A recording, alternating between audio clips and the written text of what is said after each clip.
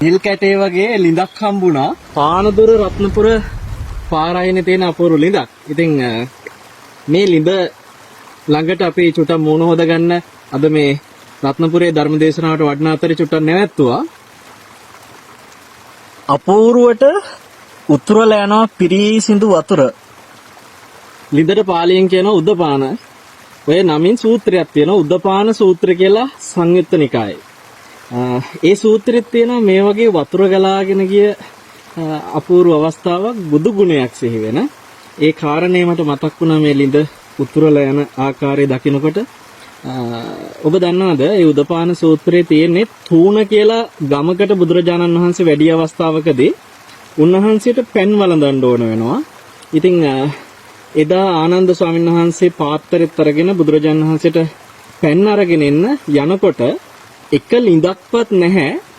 පෙන් අරගන්න පුළුවන් විදියට හැම ලිඳකටම ඒ ගමේ හිටපු බ්‍රාහ්මණයෝ පිදුරු දාලා වහලා.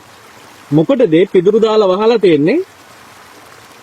බුදුරජාණන් වහන්සේ ගමට වැඩියා කියලා දැනගෙන. ඒතර ඔබ හිතන්න උන්වහන්සේ ගමට වැඩියා කියලා දැනගෙන උන්වහන්සේට පෙන් ටිකක්වත් ගන්න බැරි වෙන්න මුළු ගමේ තියෙන හැම ලිඳකටම පිදුරු දාලා වහන්න තරම් කොච්චර වෛරකින් උන්වහන්සේත් එක්ක ඒ බ්‍රාහ්මණයෝ ඉඳලා තියෙනවද කියලා නිකන් හිතලා බලන්න.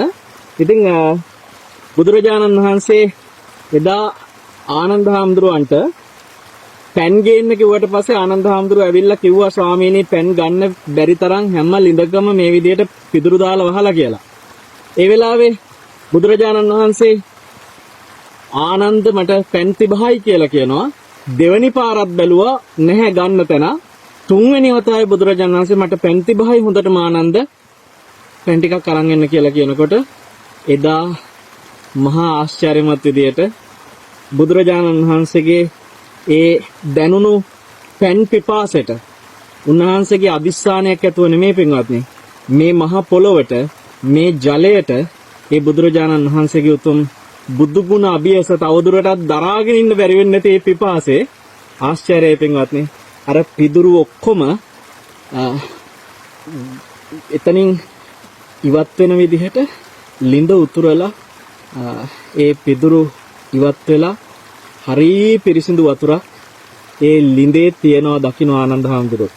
දැක්කට පස්සේ ආනන්ද හාමුදුරන්ට සතුටට අච්චරියම්බෝ කියලා දැන් සද්දට කියවෙනවා.